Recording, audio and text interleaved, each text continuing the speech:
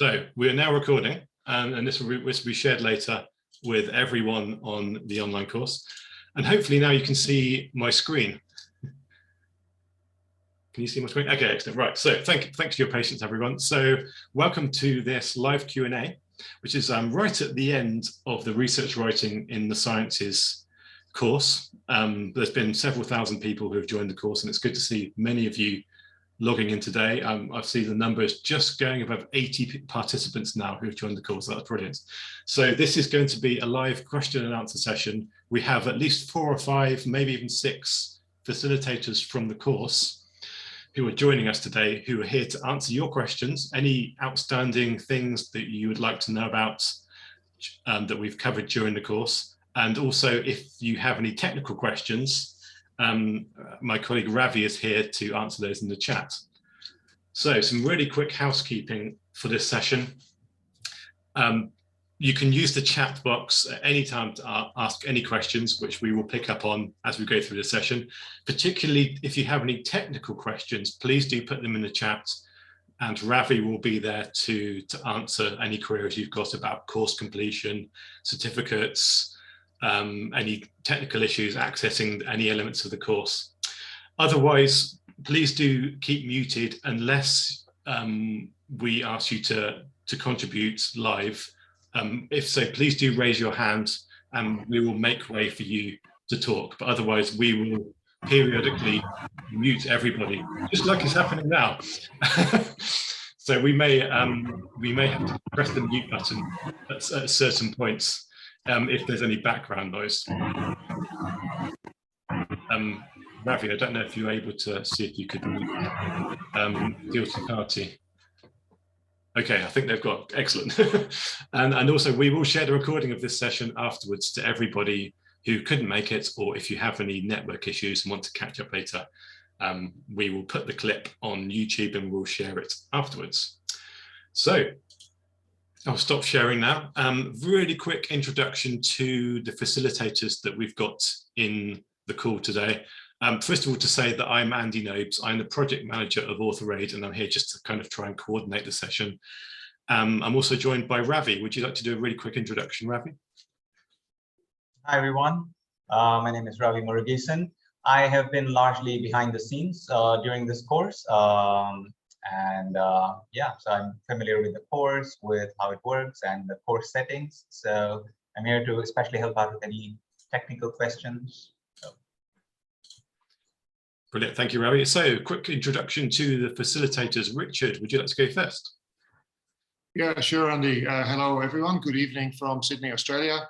My name is Richard de Grijs. I am one of your facilitators. I'm a professor of physics and astronomy at Macquarie University, long-time journal editor, and an even longer time course facilitator. It's been great fun, so feel free to ask questions. Brilliant, thank you very much, Richard. And next on the screen, I've got Eukaria. Would you like to say a quick hello? Hello, everyone. Nice to be here again. My name is Eukaria Nwechi. I'm an associate professor of environmental biochemistry at the University of Port Harcourt, Nigeria. It's been a while with AIM's AuthorAID, yeah, since 2015. So I'm happy to be here again. Let's discuss and interact, engage. Thank you. Thank you. Good to have you. And then next, who else we've got? We've got Boona. Boona, would you like to say a quick introduction? Hello, everyone. I'm Boona. I'm also one of the facilitators in the course, and now I'm based in Nepal. I'm working as the assistant professor of epidemiology in the Tribhuvan University Institute of Medicine, Nepal. And I'm happy to be here, and I hope we'll have an interactive discussion. Thank you. Brilliant. Thank you. Thank you, Boona. We've got 2 more facilitators. One of them is Felix, who's just joined. Felix, would you like to say hello? Yeah, hi everyone. I'm really happy to be here. So my name is Felix. I'm a PhD candidate at the Durban University of Technology in South Africa. But I'm also a data scientist at my office at the Center for Health and Development, University of Port Harcourt.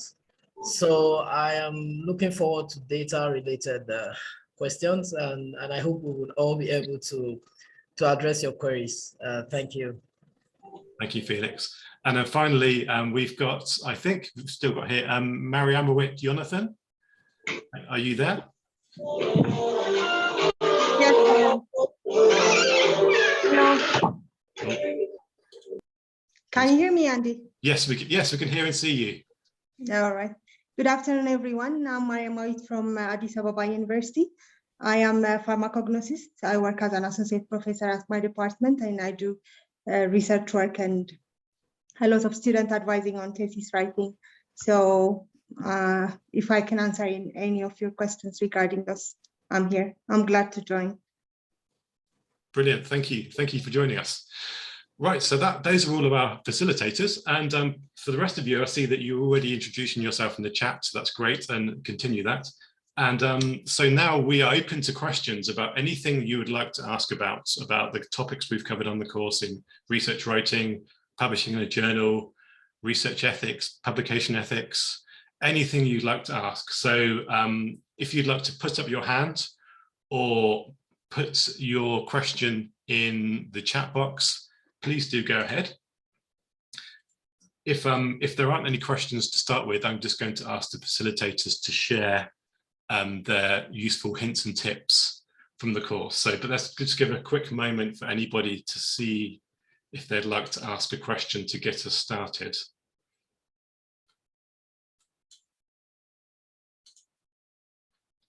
We have 108 people in the call at the moment.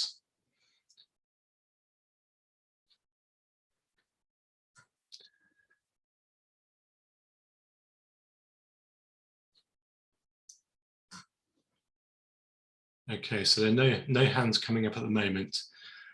So any of our facilitators here, would you like to share any of your top tips? Oh, no, there's a hand that's gone up. Ubani Vivian, would you like to unmute yourself and ask your question?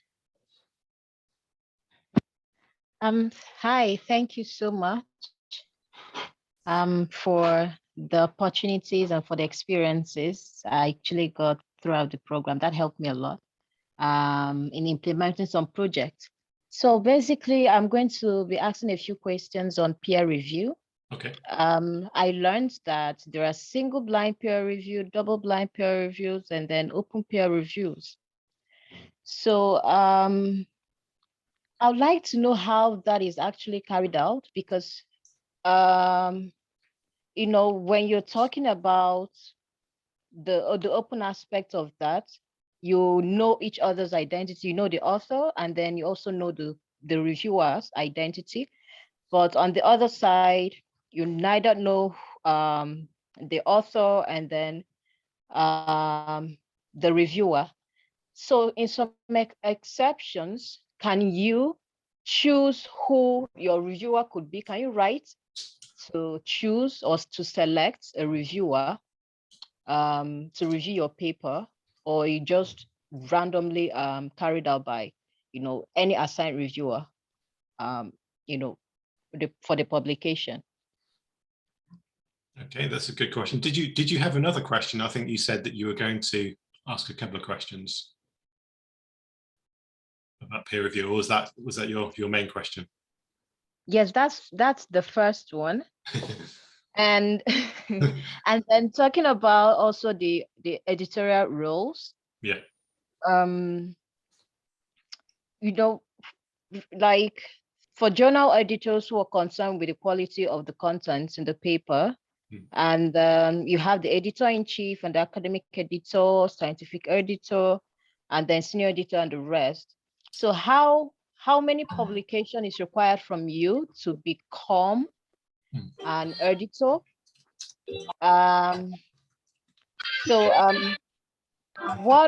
What also is the requirement for you to start learning to be one?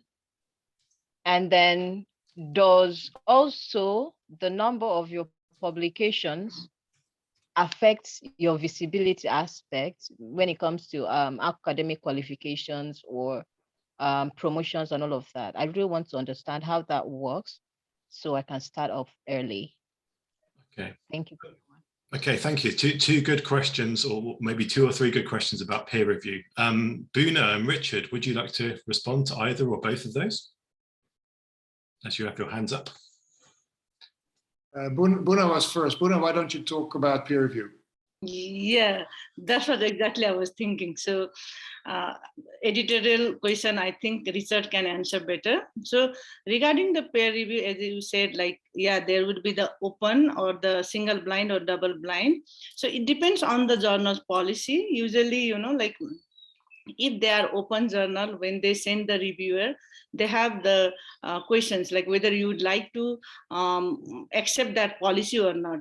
So in open peer review, you will see the comment of the reviewer after the publication also. And one more thing is the author also knows about the reviewer. I feel like it is pros and cons, like rather than cons, like there is if author know about the reviewer, they will, when they get the comments from the reviewer, they'll go to the website and see about what are the articles, you know. Even I do that, like the publish from that reviewer and try to answer accordingly. Or so in the another aspect is in the blinded peer review, both the author and so one of the thing is like in open reviewer, when reviewer know the author as well, so there might be, they will also do the same thing. So what kind of paper they have already published and all those things. So in open peer review, the policy is both reviewer and the author would know each other's works, like after getting the peer review request. But in closed or the blinded review, nobody knows about each other, and there is the chances of bias also will be less, I would say. I mean, peer reviewer also do not go through the like they scroll about the author, and without being any other judgmental, they will give the best on the paper. I think always peer reviewer will give the comment based on the quality of the paper, but sometimes, you know, it depends on the personal interest as well. So, and one more thing, I think you have asked about whether the author can choose the peer reviewer or not.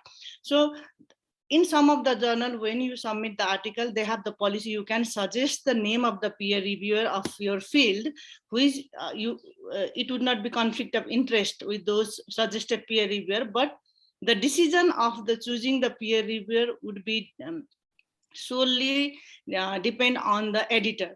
Editor can choose the same peer reviewer suggested by the author, or they have the right not to choose those peer reviewer as well. So usually in scientific field, the peer reviewing process is the voluntary work, and sometimes editor also would find difficult to find the suitable peer reviewer. That's why it is better to suggest the possible peer reviewer based on who has the expertise in that field. It would help the journal also to find out the possible peer reviewer. So I guess either open or close, both or blind or like the open kind of peer review, both is fine. So yeah, I think that was her question. I don't know if there are other, then Richard can also add on that. Thank you. Yeah, thanks, Boona. Let me continue with the question on being an editor. To give you a bit of background, I spent 6 years as scientific editor for the Astrophysical Journal, which is one of the main journals in my field, followed by 6 years as deputy editor-in-chief of the Astrophysical Journal Letters, which is more of a niche, but it's a rapid publication journal. I stepped down about 4 years ago from those roles because I had a very busy job at the time, and it was just too much work. But that job that I had at the time as an appointment as associate dean at my university was discontinued because of the COVID pandemic, etc. And so I had some more time, and I talked to a colleague who was running a smaller journal, and I said, well, I'm happy to help you out if you need any more people who can do editorial work. And so since a year now, I'm what's called an associate editor of a smaller niche journal. So the way that I was recruited for my first editorial job was it is not based on number of publications necessarily, but based on your profile in the community.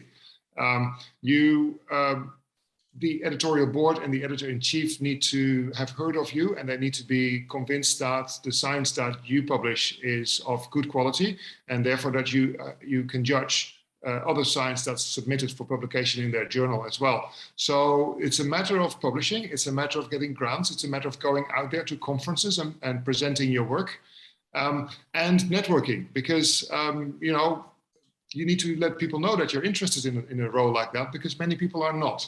So it's a good step to first let people know that you're interested in a role like that, and then establish a track record of being a good scientist and also being fair in your dealing with people. So those are kind of the benchmarks that editors will look for.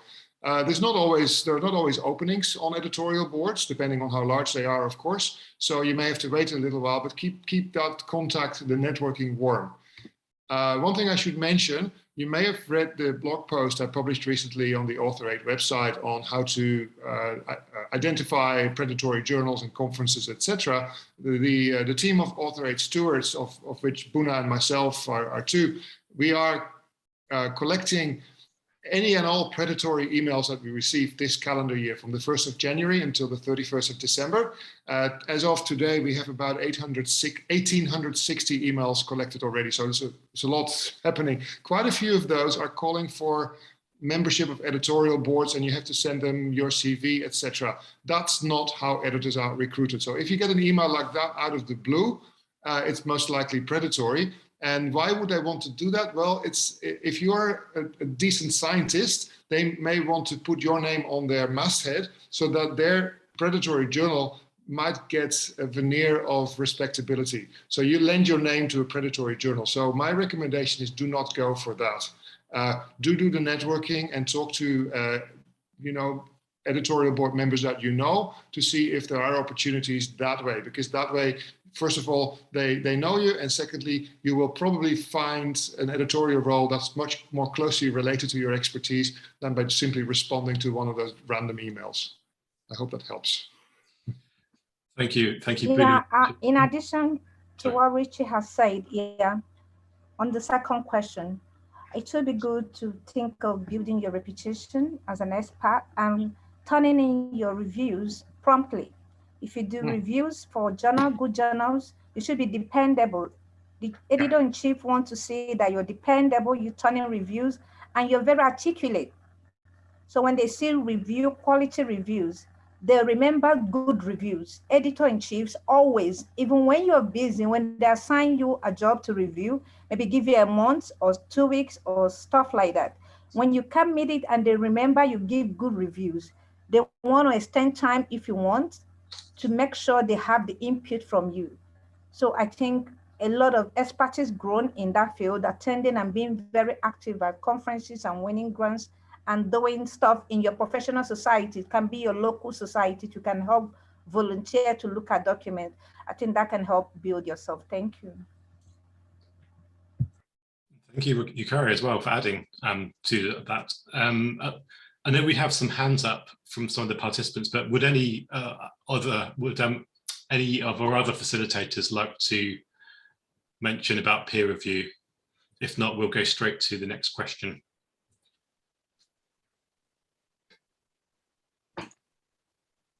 Okay, so we have 4 hands up from participants. I think the first person to put their hand up, and I have to be careful if I can pronounce your name. Is it China Zach Perry Mary? So apologies. Okay, good afternoon, everyone from Nigeria. It's been a wonderful time doing the course. However, I just have a question about the results section that's doing the writing of the research, following the IMRAD template. So my question is, I got a journal, then I found out that they had to separate the results from the discussion. Now, and then they made it that all the tables and the figures has to be at the end of the text, that's at the end of the manuscript. So my question is, how do I then present the results which are in figures and tables? How do I then make it a test? So that, because So the result section will not have to be empty. Yeah, that's my question. Thank you. Okay, thank you. Would any of our facilitators like to, oh, Felix, you have your hand up. Okay. Yeah. So hi, Andy. That name is actually Chinazepere. It's an Igbo name that means God answers prayers. Yeah. Thank you. Okay. All right. So to go to your question, I think different journals have preferences of how they want their section written. You know, actually, it's not every journal that would want you to put all your tables at the end. Some journals would prefer you to put your tables in text, you know. So it would work as it works when you're writing a dissertation, you know, where you have the small write-up for that result, then you have your table. But in this time, you have the tables all at one side, but they will still need a result from you.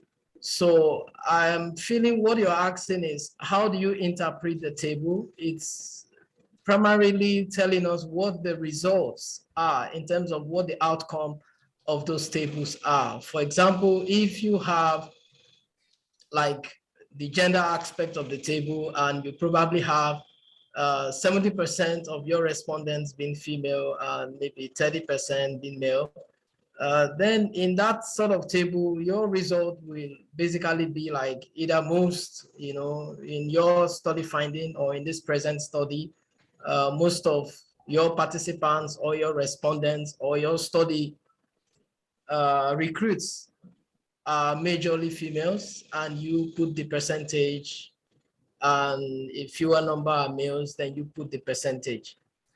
Then you can say as shown in so-so table or table 1 or table 2. So what they would basically need is a little write-up of those tables. But some journals have become so sophisticated that most times they don't even want you to repeat the numbers in your tables, in your result proofs. I mean, if it's in your tables, I mean, don't bother. It's there, we would see it. Just tell us what is not there, you know. So I don't know if I answered your question, or maybe you can clarify a little more if I didn't. Okay, yeah, I think that does it. Thank you. All right, welcome. Can I add something to this? Because Felix's experience is one aspect, but my experience is a bit different actually, because some journals actually require you to add your tables and figures at the end upon submission of the paper. That's a requirement, and then they will actually do the layout of your paper eventually. So one of the things that I get from your question is that you have your results in tables and figures, but you're afraid that your results section will be empty. And so results are more than tables and figures, of course. You have to discuss, so you have to talk about what your results are, and the tables and figures are there to support your story. So you do have to write up some paragraphs. As Felix said, don't repeat the numbers in your tables. They're just there for support, but do talk about your results and explain them. Add the tables and figures as support, and then in the next section, actually discuss what it all means. I just wanted to add on that, like what research says. Usually, you know, during the submission of the paper, only most of the journal required to put the table and figure at the end. But after peer review and after accepting the paper, they will put inside the manuscript. Most of the journal I have come across. And one more thing, they have the limitation number of the table and figure. Some of the journal, like only you can have 2-3 table or maximum 2-3 figure based on the guidelines. So if you have more than the table, you need to present those findings, then the journal would advise to put those table as a supplementary file. So I just wanted to add, I think. Okay, thank you. Thank you, Buna. Thank you, Richard, Felix, and Buna. So I wanted to go to the next person in the queue, and I think it was, is it EBCC who had their hand up next? Would you like to unmute yourself?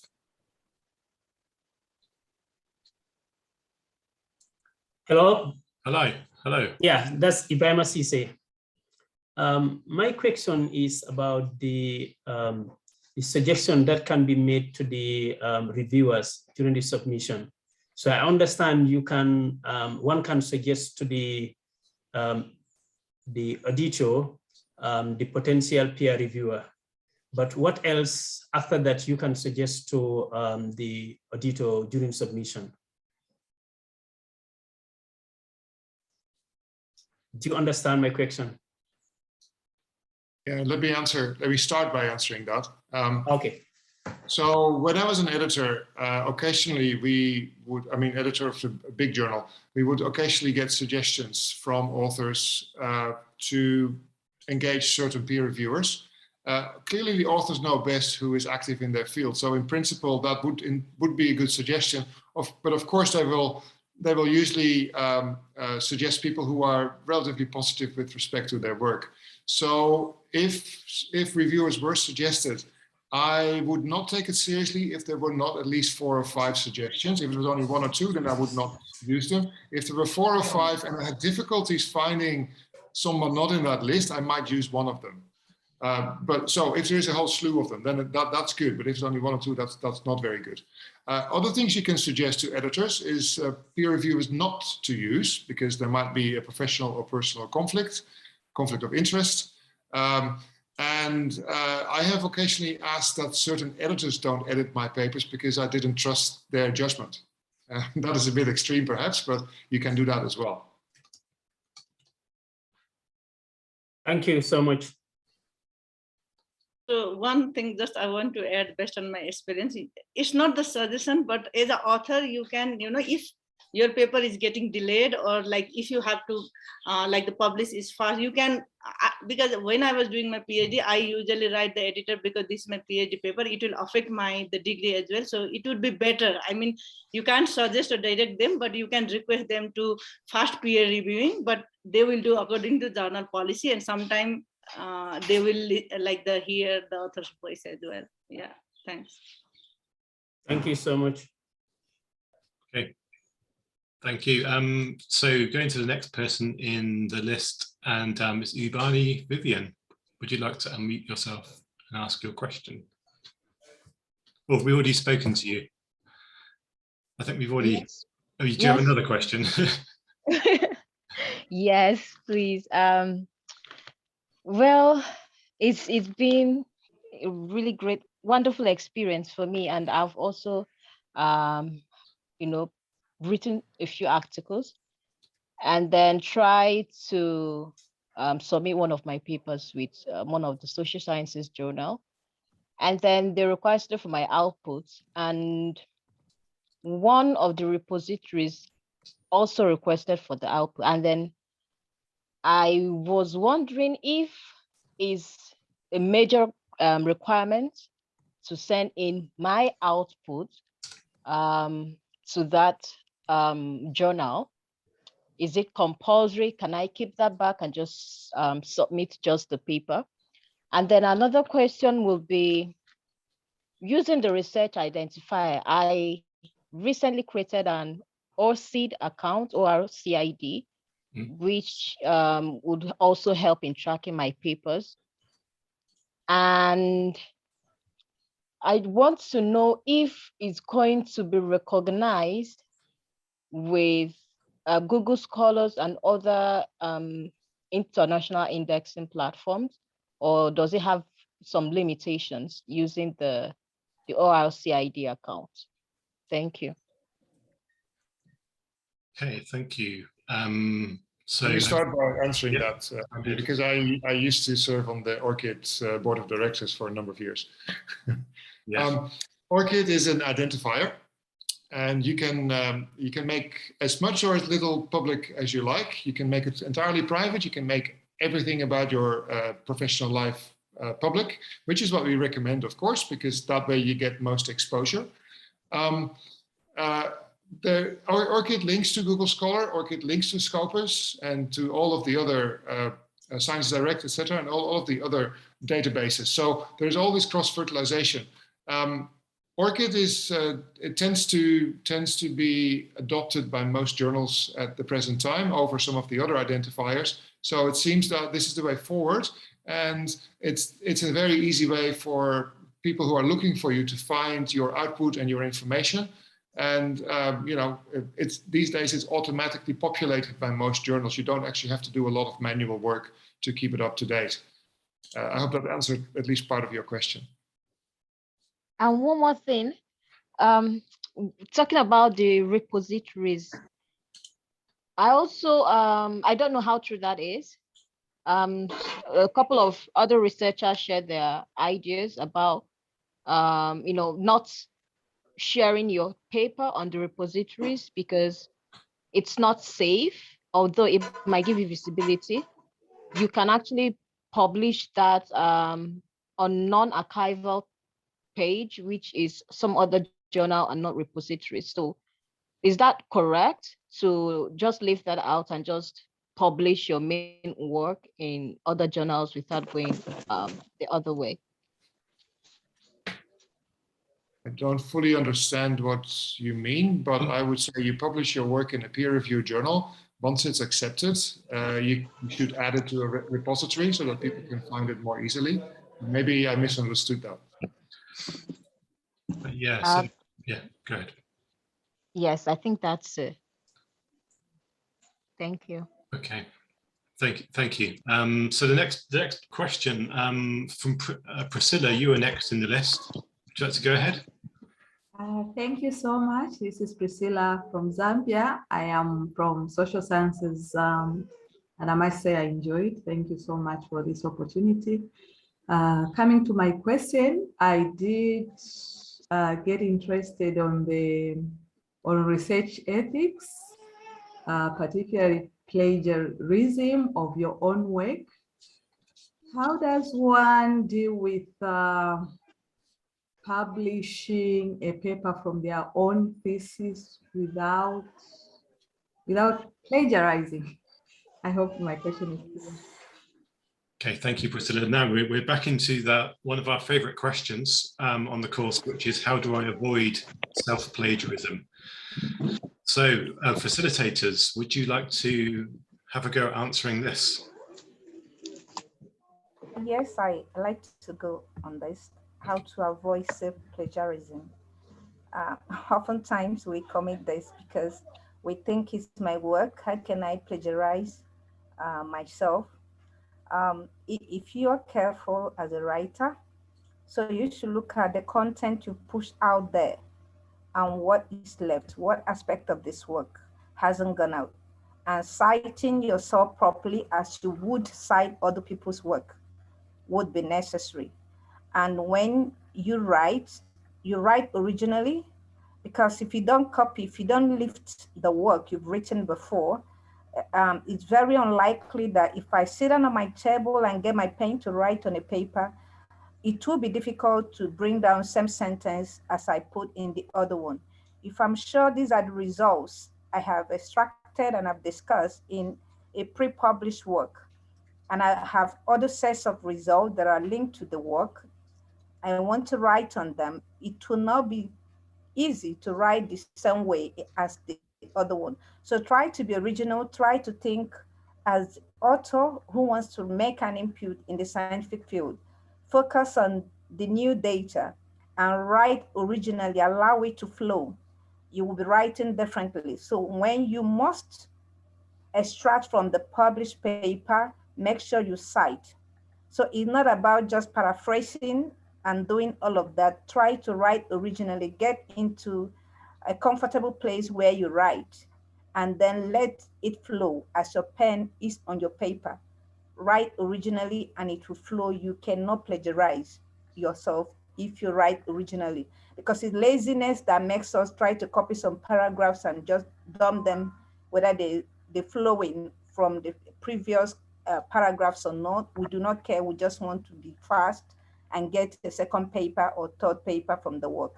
So try to write originally, looking at what data says that you want to tell a story from. So if you do that, you will be writing originally, and make sure where you make references, cite yourself, please. And self-citation, we don't want a lot of self-citation in same paper. So you have to look at other people's work so that as you're making a significance of the result presented or described, we see that you have a lot of excerpts from people. You were global, looking at different authors, not just your perspective or you and your team. I hope this helps. Yes, thank you. Okay, I would like to also add to what Eukaria had said. I think what helps in this aspect is planning. Most times, PhD students want to publish and they don't plan the publication process from the beginning. It's the publication for them is more like an afterthought. Oh, I have done one paper. I should do another paper from this. You know, like in my own case now, my publications are already planned. I have the 7 titles for my 7 papers that I want to roll out. And each of that paper has different variables and different methodological approaches. So there's no way it's going to be self-plagiarized because there are 7 different papers using different, approaches. And the data is so big that the variables are so many. So when things are planned and laid out from the beginning, it becomes difficult to self-plagiarize. But when your publication process is an afterthought, oh, you've done one, you feel like doing another. Oh, I think it would be better if I roll out 3 papers from this dissertation. You find yourself recycling the same thing over and over again. So as a PhD student, or if you're planning to do one, once you're enrolled, you can start planning your paper from the start with your supervisor. Oh, this is how many I want to do. What would each title be? What variables are you going to use to ensure they are not overlapping each other? So that's my contribution. Thank you. Thank you, Felix. There are so many questions and so many hands up that I just wanted to pick out one of the questions in the chat box and open up discussions about open access and being cited to the facilitator. So the question in the chat box is, if I publish in an open access journal, does it mean I have a higher chance of being cited? And also, what must I do to expand my chances of being cited? So two questions there for our facilitators. Is there an advantage in being published in open access journals? And more generally, how can I improve my chances of being cited? Okay, I would start and then the facilitator can continue. So yeah, one thing for the citation, there are various factors. So one is the accessibility of the article. So if your article is open access, then the many people can access even in the LMIC. If they do not have the subscription, then chances is definitely like it would increase the accessibility of the article, but it doesn't guarantee the citation if your paper is not related to their field. But I would say open access has more chances. And one more thing, I think other question is how you can increase the citation. So it depends. The citation could be I think we discussed in the course as well. It could be the good citation and it could be the criticism of your paper as well. But like to increase usually journal also, after the publication, journal also gives the tips. So if you share your article in different social media, like if you Twitter, LinkedIn and other site, and share your friend as well. And it's not like people are usually say like the showing up your work, but actually you are disseminating and use the hashtag. Like if your article, usually I work on the hypertension, so if I publish, I will hashtag the people who are working in the related field, like International Society of Hypertension, WHO, who are related organization, who might be the audience of your finding. So use those strategy to make your people reach to the targeted audience, and if they found it is useful, then citation also would be increased. But the quality of the paper and the finding, there are other factors also to increase the citation. Thank you. Okay, thank you very much, Buna. Any more of our facilitators want to talk about that open access and I think in supporting what Buna has said. So open access targets mostly wider reach. So the use of the research is not considered holistically.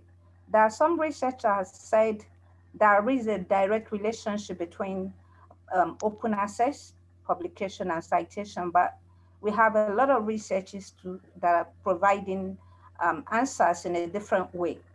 So we think that if your research is well put in good communication package, because some researches are very good, they're in open access, but it's difficult to understand. So people want to understand the work and be able to use it. So if you want to improve the citation of your work, do more of scientific communication skills. Who are your target audience? When you're publishing, you should have a target audience. Yeah. So who am I targeting to read my work? Who will it be useful to? The industry people who are looking to find so they can take it further, or the academics, or even the public who want to just, or for policy, influencing policy. So think about the audience. You may have secondary audience, not your target audience, but think about the target audience so you can align with their communication style. So use less of the jargons we have in science as we're doing science writing, scientific writing. So use less of the jargons so they don't have to ask another question or use the dictionary to understand your work. They may have some other alternatives that are simpler to understand. So while the open access may help in reaching wider, because we believe that as more people will access it, there will be that probability of somebody looking. But if your work is well written, I think that helps you, and then try to interact in the professional media, like the LinkedIn she mentioned, the Facebook. I use my Facebook also for science. So you can use your Facebook also in professional organizations, go make contributions and refer to your work. When you're making presentations, talk about your findings and flag people to that. Thank you. Thank you very much, Eukaria. Excellent response. Any other facilitators want to mention this? If not, we will go on to Meseret, who is next in the queue. Meseret Chiroko, is that how you say your name? Yeah. Brilliant. Thank you very much. First of all, I would like to say thank you, facilitators, and even it is my pleasure to congratulate all of the participants who had made to this point. With this, my question is about plagiarism checker. Nowadays, there are a lot of sources concerning the research, whether it is preprint, postprint, or even information concerning any research article from a Predator or even a reputable journalist. But the way to handle those informations while we are citing for our researchers, a kind of ethically manner. So if I bring that issue to my work, I'm a teacher and I have a lot of duties to handle students and go through their research paper to look. So plagiarism checking is really time consuming, and I try so many times to get the checker, and it is with subscription or with some payment. So my question is, do anyone may share the way how to easily handle plagiarism while having a number of students without going that payment or plagiarism checks? Since we are from here developing countries, there is no chance to afford those payments. This is my question. I hope. Thank you for your concern. Okay, thank you for your question. I think we've already mentioned plagiarism briefly, but would anyone like to specifically? Yeah, my point is particularly about plagiarism checker. Yeah, well, yeah, definitely. Would any of our facilitators like to answer that question? Felix, have you got your hand up? Yeah. So this particular question, there's no easy way around it, you know, really. Yeah, because if you find a software that claims to do plagiarism and is charging you for free, please run away. They're not going to do a good job, trust me. Yeah. My university, in the University of Port Harcourt, even the one Public Ed U as at Next Gen U in the US. Plagiarism software is a huge budget, always.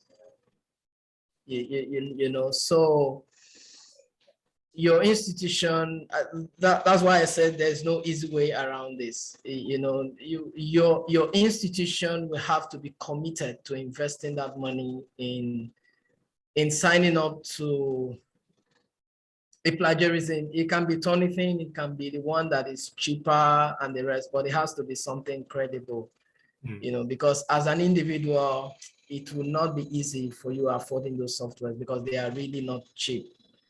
You know, so what I can say is to, if you teach in an institution, is to find out, you know, if your institution have a collaboration with this software company like mine does, you know, so you can now work with the departments that help students do that, you know. But as an individual, I don't know if I have tried. I know a few students have actually asked me that. I have done a thorough search. I don't think I've found anything reliable that you won't have to pay for. Yeah, thank you. Yeah, thank you, Felix. Just go ahead. Yeah, I just want to add, because I'm also facing the same issue, because when I was doing my PhD in Australia, we had access to the plagiarism checking software and we could easily do this. But coming to your questions about checking the student plagiarism, even in my institute, we have the access, only the head of department has, and we can limitedly access about the research work. So what are the strategy I used to, without, you would not know the how much plagiarism student has done or how much percentage, but what I do is usually seeing their writing, I would understand whether they have paraphrased well or not, how many citations they have used, you know. Checking their language, you will know this particular paper or this particular writing might not be written well, and without knowing the percentage of the plagiarism, you can now I can understand, oh, this is not a good quality of writing, even, you know, they have not paraphrased well. It seems like putting the one whole paragraph and putting the reference at the end of the paragraph. So those kind of strategy would help to suggest the student, but you can't say them, oh, it is a plagiarized or something. You just can say, okay, improve your academic writing or paraphrase well and use more references, that kind of thing. Okay, thank you. Thank you, Felix and Buna. And yeah, I agree with what Felix said about you've got to make sure that the plagiarism checker is credible, because we've been asked this before, and I think a few of us looked at the free plagiarism checkers that are out there and found that all they really do is search Google for you. And sometimes in the terms and conditions, it mentions in there that they can reuse the content that you're submitting to them. And then potentially there have been reports of this material being sold on to essay mills. So be very, very careful if you see really cheap or free plagiarism checkers. I think Grammarly also do have a plagiarism checker as part of their service as well, don't they? Yeah. I've noticed a question in the chat. I just wanted to go back to Buna again, because Buna, there's a question in here about systematic reviews, one of your favorite topics. And they're saying, so Friday asks, as a young researcher without any publication, and I'm yet to start my MSc, can I write and publish a systematic review in the area of my research interests? And I know you've written a blog post for us, Buna, on this recently, and I'll share the link in a moment, but I wondered whether you could answer that very quickly now. Okay. I would say, you know, like usually the review I have written in my blog as well, usually systematic review, like though you are expert or though you are a young researcher, it would not be done like as a single author.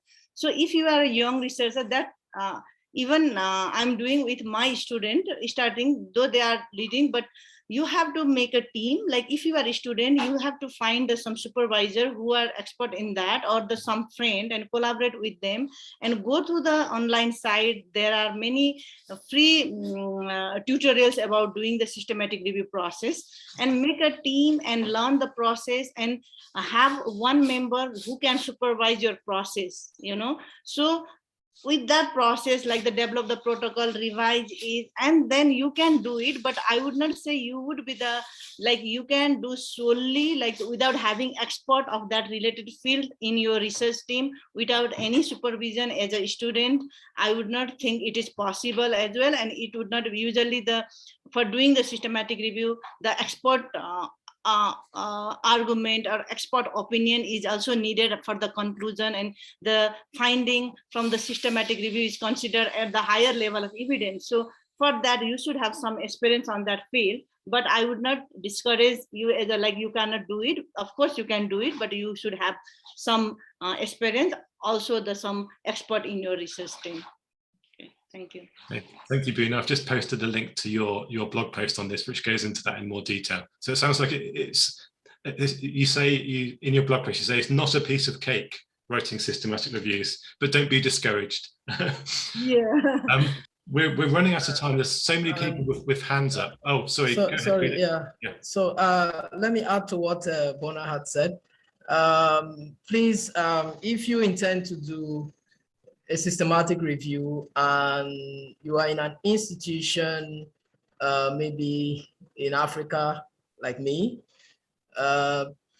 you have to do your homework well. I mean, go into your library to get a list of the database or repository that your library has subscription for, because it's funny, you have people say they are doing systematic review and they are only searching Google Scholar and PubMed, and they say they want to do systematic review. It's not enough.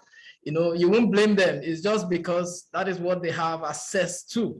So for you to do a robust, systematic review, you need to have access, to more than at least 5-6 databases, and most institutions do not have access to it. So what I have decided to do, which I don't know if everyone would have that opportunity, but I try to collaborate with colleagues in big universities that have access to these databases. I say, okay, I want to search Scopus, search it for me, and send the result.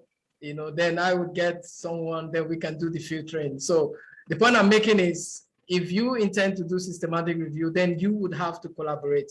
Once you are able to detect the weight of your institution in terms of access to databases, if it's not enough, then look for collaborators that have access to these databases. That way you would ensure that your search is robust and not limited to just a few places. Thank you. Thank you very much, Felix, for adding that comment. Some really good responses on systematic reviews. I'm afraid we've run out of time, everyone. We've come to the end of our session, and I know that there are loads more hands up and there are some more questions in the chat. I'd like to also mention that there's some really good discussion on lots of these themes already in the discussion forums on the course, so please do go back and read those discussion forums. But for now, I'm really sorry to those that have still got their hands up, but we've actually run out of time today. So I'd just like to say thank you for all of our participants. There's over 160 of you who have actually joined this call today. And also to our facilitators. I think we lost a couple of facilitators halfway through due to network issues, but those of you who have stayed have provided some really good responses. So yeah, I'd just like to say thank you, everyone. Before you go, please feel free to put your camera on and let's do a group photo. So I'm going to do a screenshot. So everyone who's able to turn their camera on, if you're able to, please do so, and also give us a wave. I see lots of smiling faces. And there's actually 7 pages of people waving. So trying to screenshot all these pages of people. I'm on page 3 now. Unfortunately, some of us are on timeline. That look nice. Yes. So thank you very much for your time, everyone. Have a really great day. One quick question. Can I ask one quick question? You're incredibly quick. Yeah, go ahead. I saw